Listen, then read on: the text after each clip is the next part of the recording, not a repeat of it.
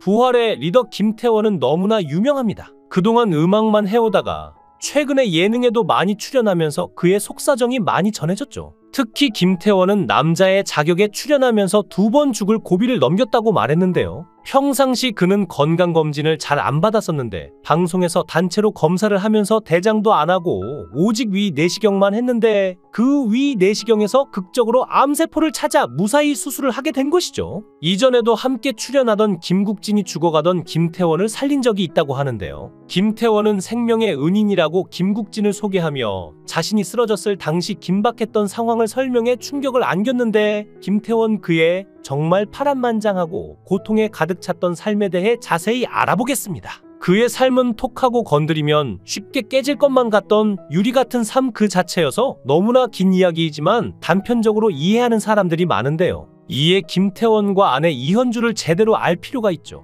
1965년 서울에서 태어난 김태원은 신하위의 신대철, 백두산의 김도균과 더불어 한국의 3대 기타리스트로 명성을 떨칩니다. 대표곡 비와 당신의 이야기, 회상 사랑할수록 아름다운 사실, 네버엔딩 스토리 등 수많은 명곡들을 남기는데요. 하지만 김태원은 어릴 적부터 문제가 있는 아이였습니다. 원래 김태원의 집안은 재력가였지만 김태원이 초등학교에 들어갈 무렵 사업 실패로 가세가 기울어졌죠. 김태원은 형들이 다니던 사립초등학교에 가까스로 들어갔고 교복을 물려입고 가난하다는 등의 이유로 친구들로부터 따돌림을 당하는데 이 때문에 자존감에 큰 상처를 입습니다.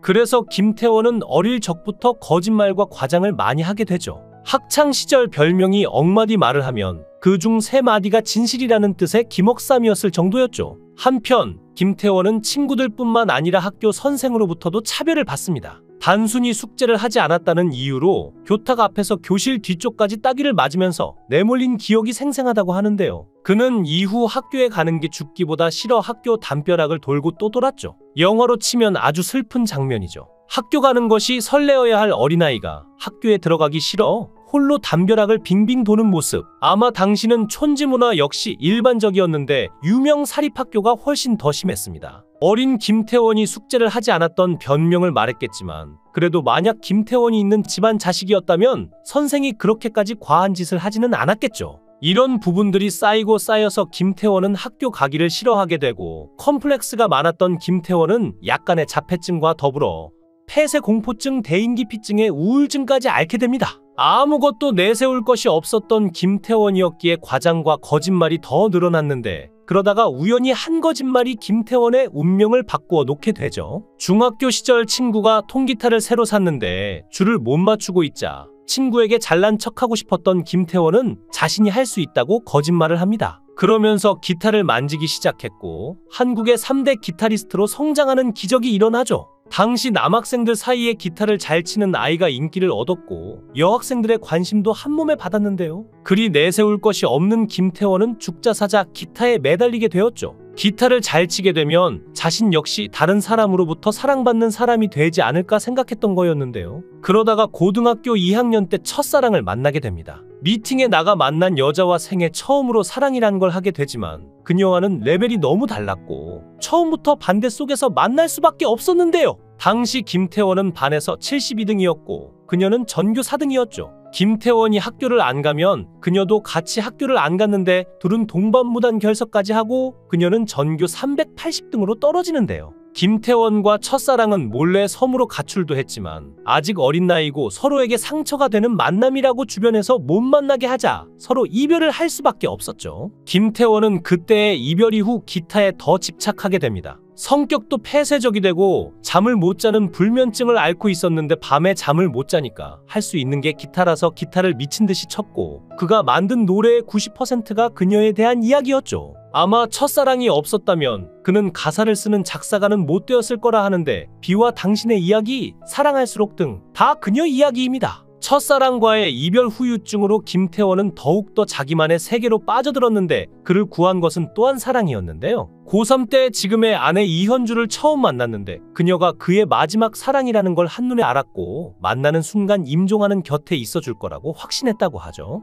김태원은 평생의 사랑을 만나게 되지만 그 후에도 김태원의 인생은 그리 녹록하지가 않았는데요. 부활이 1986년에 희야로 인기를 모으기는 했지만 이미 이승철은 탈퇴해서 독자적인 인기를 얻은 뒤였고 김태원은 약에 찌든 폐인 상태였으니 누가 보더라도 재기 가능성이 없었죠. 하지만 이현주는 김태원을 결코 포기하지 않고 자신이 학원 영어, 수학 강사를 하면서 김태원에게 용돈을 줍니다. 김태원이 긴 좌절의 늪에 빠져있는 동안에 부활을 탈퇴하고 성공가도를 달리던 이승철은 2002년에 14년 만에 부활과 다시 결합하게 되죠. 그리고 네버 엔딩 스토리로 큰 인기를 얻고 김태원은 KBS 가요대상 작사, 작곡상을 수상하게 됩니다. 하지만 그 이면에는 또 다른 큰 아픔이 숨어 있었는데요. 바로 김태원의 아들 김우현의 자폐 증상이었죠. 김태원이 나중에 남자의 자격이나 무릎팍도사 등의 예능에서 자신의 가정사를 고백했기에 많은 사람들이 알고 있는 얘기이지만 이 또한 단편적으로 전달된 사실이 많은데요. 이 무렵 김태원의 아내 이현주가 딸과 아들을 데리고 외국으로 간 것을 두고 이승철과의 갈등으로 김태원이 히스테리를 부리자 아내와 아이들이 필리핀으로 이민을 갔다는 루머가 퍼집니다. 후에 자폐아인 김우현을 위해서라는 것이 알려졌지만 사실 그 안에는 더 깊은 속사정이 숨어 있었는데요. 필리핀으로 가기 전에 어느 날 가족 여행 중에 김태원이 이런 말을 아내에게 합니다. 삶이 불행하다. 당시 김태원은 아들의 자폐 증상을 받아들이지 못했고 이것을 불행이라고 여겼죠. 결국 김태원의 말에 큰 상처를 받은 이현주가 결국 필리핀으로 떠나게 되는데요.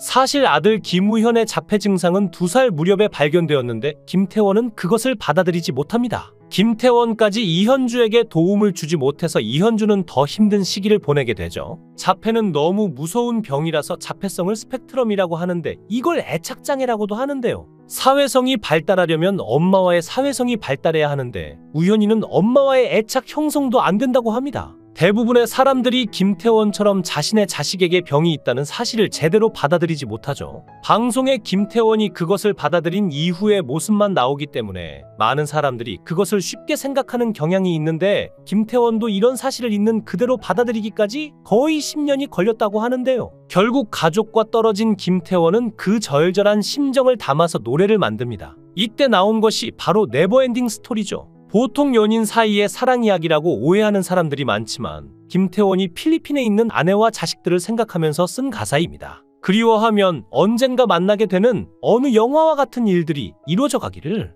은연중에 자신의 잘못을 깨닫고 제발 다시 아내와 자식들을 만났으면 하는 그의 절절했던 심정이 그대로 녹아있는 것 같네요. 기러기 아빠로 적적하게 지내던 김태원은 김구라의 추천으로 라디오스타 게스트로 방송에 처음 참여했는데 4차원적인 성격과 생활상, 음악에 대한 이해, 가족과 떨어져 지내는 가장으로서의 고뇌 등 여러가지 레파토리를 많이 들려주면서 단숨에 예능의 새로운 카드로 급부상합니다. 이후 이경규의 눈에 띄어 남자의 자격에 출연하게 되면서 본격 예능인의 길을 걷게 되는데요. 남자의 자격 건강검진 특집에서 그는 우연히 암을 발견하여 시간이 지났다면 죽을 수도 있던 위기를 행운처럼 넘기게 됩니다. 그리고 김태원은 예능을 처음 하다 보니 온몸이 붓기 시작했고 줄넘기를 한 번도 못할 정도의 몸 상태가 됐다고 하는데 나중에 알고 보니 복수가 7kg이 차 있었지만 이를 몰랐다고 하는데요. 조용히 진행되던 강경화는 그를 촬영차 먹었던 숙소에서 또 한 번 죽기 직전까지 몰아가는데 이때 그의 생명을 구한 것은 바로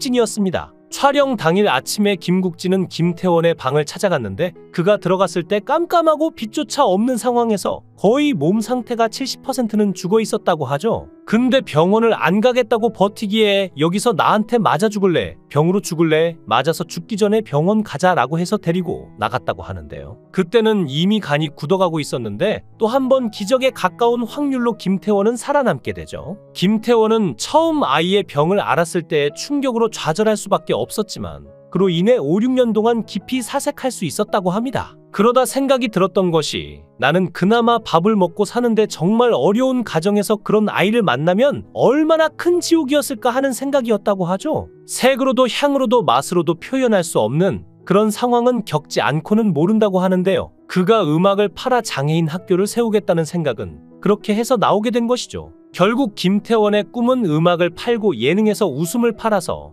장애인 학교를 세우려고 하는 것인데요. 이런 김태원의 진정한 목적을 아는 사람이라면 음악인이 예능에서 웃음이나 판다고 함부로 비난하지 못할 것 같네요. 마지막으로 김태원의 꿈과 달리 이현주의 꿈은 아들보다 하루를 더 사는 것입니다. 두 사람의 꿈이 이루어지기를 바랍니다. 영상을 끝까지 시청해 주시고 귀한 시간 내주셔서 대단히 감사합니다. 구독, 좋아요 꼭 부탁드립니다. 더 좋은 영상으로 보답하겠습니다. 거원 행행